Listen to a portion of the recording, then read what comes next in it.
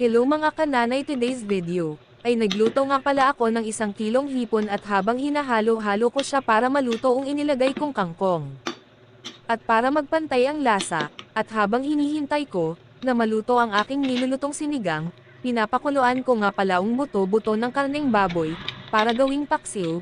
Naluto na nga mga karils ang aking sinigang, at kumain na kami ng aking mother at anak kong bunso. Pagkatapos namin kumain ay binalukan ko mga karils ang niluluto kong buto-buto ng karneng baboy. Thank you for watching mga karils, follow pa more, God bless.